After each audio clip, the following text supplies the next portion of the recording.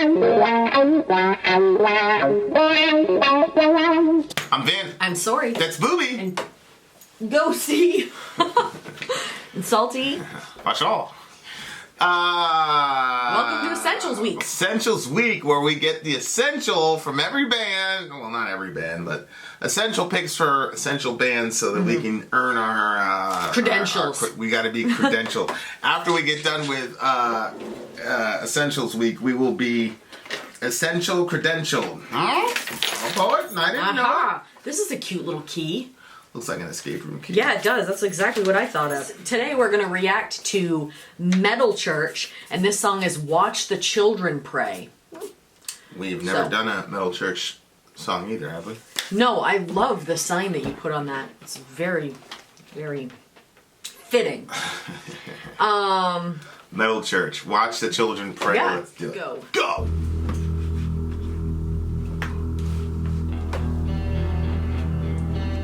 Whoa.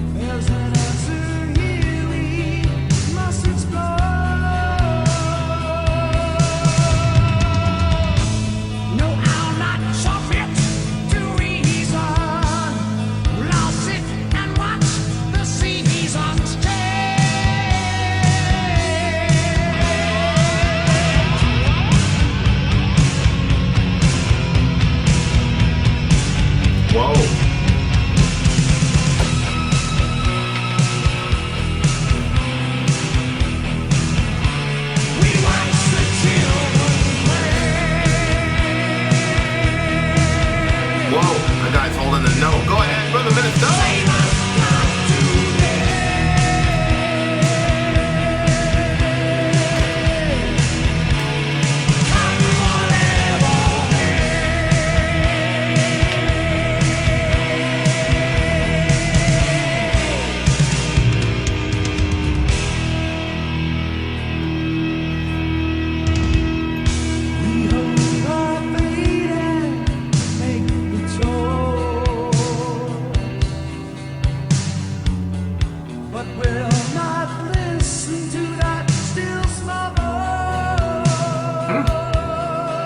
Interesting.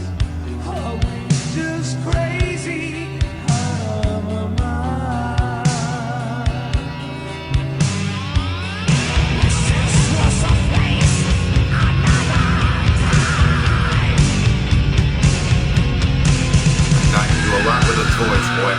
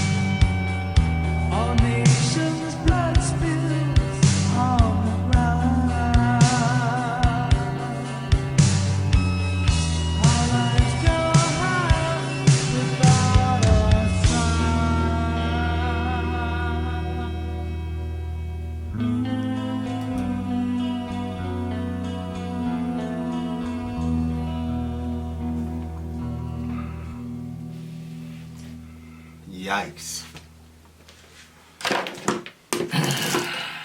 I feel like that one had like a classic sound to it, like 1986. Yeah. Yep. Everybody was using that set that setting on the pedal quadrille. Yep. Bring it and back. the vocals too. Yep, I agree. 1986, babe. I was 1. So you were also right. That's exactly right. I thoroughly enjoyed the song. I like the metal. I like that guy's voice is very, very distinct and unique. Yes. I don't know who he is, but We haven't heard this he can sing his type ass off. That's for in sure. a while. What do you mean? This type of metal in a while. Like, I feel like it's been a while since we've had this kind It's been a while. Yeah. But we're back again. Yeah, I agree. I totally agree. What do you think the song is about? I really have no clue. What I thought it was about was people that had died that were like right there in the grave, but they hadn't like, I don't know, jumped the river, so to speak, into the great unknown, and that they were waiting for the children to pray. I know, that's weird sounding. That's all I kept thinking. What do you think? What do you think it's about? Well, I'm trying to see if they're a Christian band or not. Is Metal Church a Christian band? Because still a small voice. That's coding to a lot of evangelicals, because there's a story in the Bible about this guy Elijah. He's in a very, very distressed type situation, and he becomes extremely distressed, and then he sits down beside a tree and he basically says, "It's enough, just take my life, just kill me, God." And then God broke all the mountains with this, put on a crazy light show, and then the text says, but the Lord wasn't in that.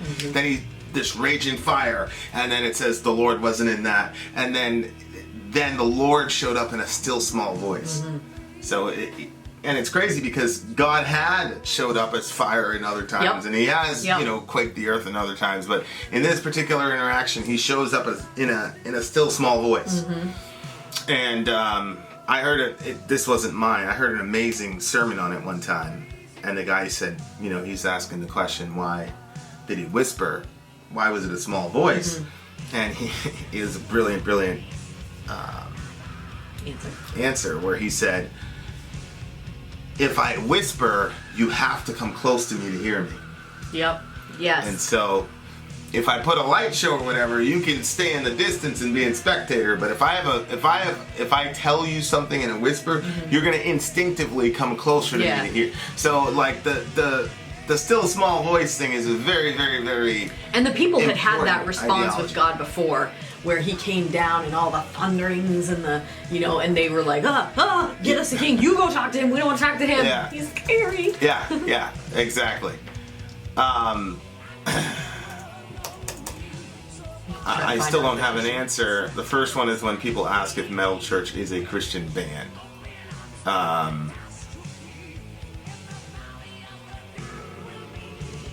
Yeah, so he doesn't confirm or deny. I didn't question whether or not they're Christians because of the name Metal Church. I was wondering if they were Christian because, like I said, the lyricism. I think one of them. So what do you think it's about? I'll tell you in a second. I think one of them is. I think the guy named Kurt, Kurdt. Okay. He's a Christian. I myself am a very positive person, as well as a Christian. I don't feel or see the need for being a big Bible thumping fanatic. My belief system is personal. Yada yada yada yada. So there you go. So one of them at least is. So one of them at least is. I don't know if this. But that doesn't say anything for the band because. No. But Brian from Korn is a Christian, but that does not mean that Korn is Christian because they've explicitly said they are not. Kurt Vanderhoof is a guy who said he's a Christian, and I don't know what position he plays in the band because it doesn't say. Okay. Anyway, we're spending too much time on this. What did you think the song was about? I already said. So I'm waiting to hear your answer. Okay, so he's a guitarist. Okay. He's not the whatever. I think it's about, let's see, 86. I forgot which war we were in 86, but the song ends with our nation's blood spills on the ground, our lives go on without a sound. And if you look up here, I'll not submit to reason. I'll stand and watch the seasons change. There's something hidden behind the door, right? Yep. And there's an answer we must explore. But the person responds with, nah, he doesn't want to see it. So I'm not going to submit to reason. I'll just sit and watch the seasons change. And then it goes into, we watch the children pray, save us God today, come whatever may. And so it's because I'm like completely literalizing the children thing, and I'll tell you why in a second. Because the adults won't do their job and solve whatever problem that the kids have to face, now the kids basically have to, prayer is their only shot. Because if you have to work, your parents are not listening to reason. They're just going to sit there and watch life happen to them instead of actually doing something positive to change the outcome, which obviously has extreme ramifications today. So he wrote this in 1986. Yep. And it's the whole, we already talked about this in the Talk video, but it's the whole thoughts and prayers thing. We're going to pray instead of doing what needs to be done. Yep. Like Rasulullah said, he said, trust Allah and tie your camel. Do whatever you can to affect the issue. Yep. And then pray while you're doing it. And the reason for that is because God wants us to join him in regardenizing the earth. And so he's orchestrated the universe in such a way that, he absolutely answers prayer. We are both of us are products of answered prayers, and so is Orion. I was gonna say, yes, it's Orion. But you also, there's things that you have to do. So my mom and dad, when I had subglottic stenosis or whatever, they were taking me to the I'd get blue, I'd stop breathing. They'd take me to the hospital. So they were doing something, but then they took me to the pastor as well. Pastor prayed over me, went back to the hospital, and that's all she wrote. Everything was good. So, I'm never gonna mock the concept of prayer because I've seen too many times when people were dying or whatever, or my issue or your issue when you were a baby, like Orion being telling you 8 to 10 years before you're gonna have a son when we were not together, and then you have a son and he's born the day after my birthday. It's just I've seen way too many things where prayer is absolutely effective. It does things. However, I've also seen people using prayer almost as a cop-out to inaction and disobedience. Yeah, exactly. Yeah. And I think that, whether it's climate change, whether it's the healthcare thing, or whether it's the gun stuff, I feel like we're off on all of those, and we're disobedient. We don't want, we don't want a public option because it's going to increase our taxes, but we're going to pray for the guy that's dying because, he's got to ration his insulin. We'll pray for the guy, but we won't act. Right. And we talk about this in the Bible, Boogie, where if you have a gift to give to your brother, to God on the altar, which that is a form of direct worship. Yep. But if you have a problem with your brother, square that first, and then, and I just think the same principle applies. Like if you're out there praying, and there's something, then action that you have not done, well, then you got to do the action. Yeah. Especially if you're completely unwilling to do an action. Like there are times where an action isn't possible, or that's just not the day for it or whatever. But if you're a person that naturally does actions, and then you pray for somebody, that's different than somebody who never does action and only does a prayer. Yeah. I think we shouldn't have one of, just all of one thing. I don't think it should be just all action either, because we are supernatural people and we have spirits, and so it's important to bring those things before God. Yeah, you got to do both. You got to do both. But the evangelical church in America right now, on the top 3 issues that are affecting our people, as in Americans, in my estimation, we're on the complete wrong side of it. And I think the song is more pertinent now than when you wrote it, sir. I mean, good night. It makes for a good song. Yeah, and so I think it's that crazy dichotomy, and he's talking about we hold our fate and make the choice, but we'll not listen to that still small voice. Are we just crazy out of our minds? Wish this were someplace another time. So there's a voice inside of you, whether it's you literally Christianizing it, or you want to call it Jimmy the Cricket, or you want to call it That's what I was thinking of when it the was good angel, or your conscience. There's something in that's telling you something is wrong here. And we talked about this also in the Bible Boogie, where people suppress uncomfortable truths that they do not want to hear. And if you do that enough times, God will say, okay, have your delusion. Yep. I mean, the scripture explicitly says that God will send them strong delusion for those who loved unrighteousness. Yep. It's completely true. They're all between that, blasphemy of the Holy Spirit, they're all literally saying the same thing, which is if you consistently resist the truth in the form of that still small voice where it says, this is true, you should believe it, or this is wrong, you should stop doing it, or this is right, you should start doing it. It won't go well for if you make a career of consistently ignoring that voice, then it's going to lead to your destruction practically, but it also lead to your soul's destruction, we believe, because then God stops speaking to you. You've got no hope after that. So I'm very thankful that the vast majority of people I run into are not even in question. Only God knows who's crossed that line and when. But I'm selfishly very happy that none of our friends, who we care very deeply for, in my estimation, have crossed that line. Yeah.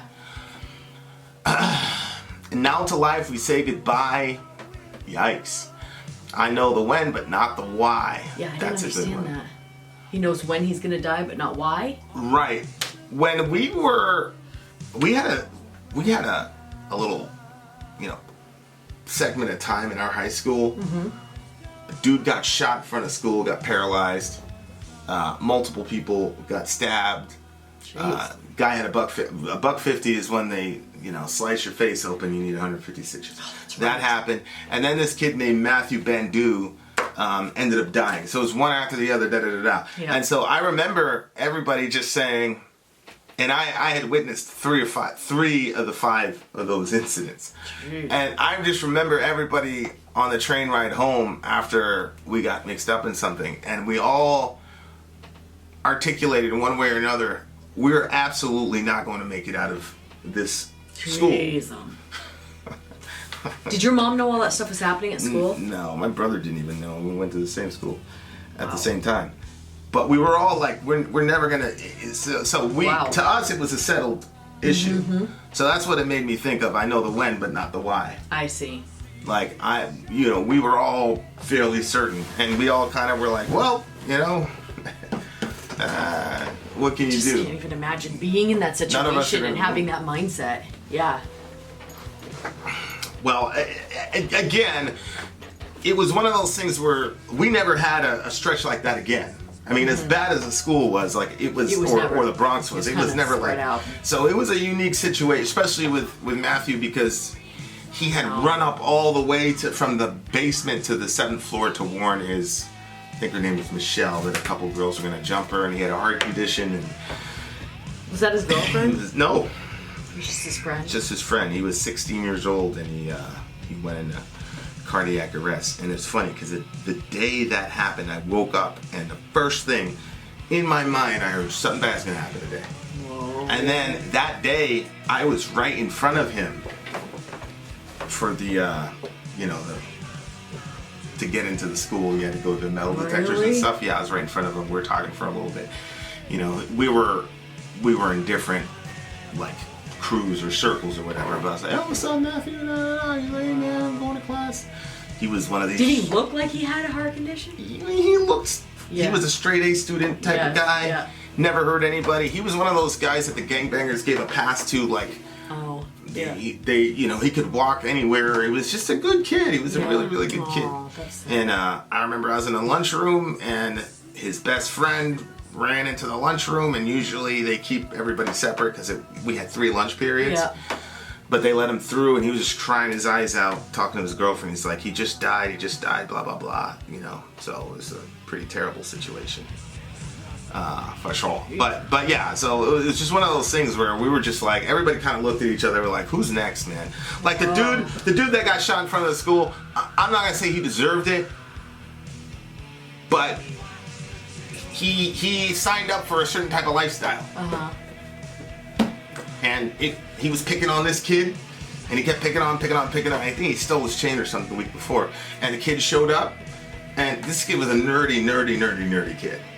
Kid showed up and pulled his weapon, and I think he asked for his chain back, and the guy goes, "What are you gonna do, shoot me?" And the kid went bang bang, shot him, broad daylight. Did he on that die? bridge. No, he paralyzed. Oh, Paralyzed. oh my gosh. Yeah. That was so young to be paralyzed at that age. Oh yeah, he was. And over a stupid chain. He was 18, 19, the guy. But again, he's one of these. He was one of those people. You know, he was a gangbanger. Like he was a gangbanger. And the kid was by himself. You know what I mean? So he's probably out of jail now. You know, but the guy was in an advanced math class and everything. The kid who shot him. So. It was one of those things though where we were like, well, he's a gangbanger, so that's what's gonna happen. And I told everybody in our crew, I'm like, that's why we're not joining up with any of this bullshit. We're not gonna be Valley Mob, Section 5, Blood Crip, Latin King the Eighth, none of that. We're not doing any of that shit. Because you're gonna get caught up in some shit that has nothing to do with you. And so everybody was kind of like, yeah, Vin, you're right, da da da da. But the thing was like, that guy getting shot, you could say, well, he's a gangbanger. Stop being a gangbanger. Nothing will happen to you. But what about Matthew? Like, he wasn't a gangbanger. Oh, another thing is that dude he strangled his mother to death because she called him stupid. What? True story. Yeah, and that all happened in that little span of time. I didn't know what was happening, but all of us were pretty convinced. Like, okay, we're not going to make it out. We're just not. And we didn't know why. Oh, my gosh. I remember one time, we were gearing up to do something, and my best friend, he said, "Why are we doing this?" I said, "What you mean? Like, we gotta go, we gotta, whatever." He's like, "But why?" And it struck me like, I didn't even know why we were going over to do whatever we were gonna do. Like, for what? Like, there was, I think somebody stepped on somebody's Jordans or something like that, and it just escalated into this big thing. And he's like, "Can't you just have Jose handle his own business? Why do we all need to get in? Whatever." That was the last time. I said, yeah. Now with my manager hat, I would have probably said, we'll change the policy after, but we're already in too deep to not do something. I forgot what I said to him, but, so like, why? Why are all of us dying? Why are all these wars? Why are we killing each other? Yeah. He had some like places in Afghanistan for literally like 100 generations. I'm not talking about years. I'm talking about 100 generation blood feuds. It was bananas. It was insane. It was just, we had to kill that guy. Why? Why'd you have to kill him? Oh, his mother's uncle's father, sister's brother's first cousin, second niece on the side of my aunt did this. Yep. Sometimes they don't even know. Yeah. It's madness. Yeah, well, why are we still in Why is our blurry? Ask the average American. Why are we still in Afghanistan? Ask the average American that. Like, the vast majority of us don't know. I'm not saying that the people who say we should be in Afghanistan stand still do not have a point. They probably do. But the problem is, most of us don't even know why we're still there, so the message isn't very, very clear. Yeah. So. Yeah. We know when, we don't know why. What do you got? 8.9. It's a 9.4 for me. I thoroughly enjoyed it. I like the metal. Very, up to the point to date. Even though this happened years before. Really, really good song. All right, there you are. Essentials Week, ladies and gents. Vin out. Sorry out. Gone.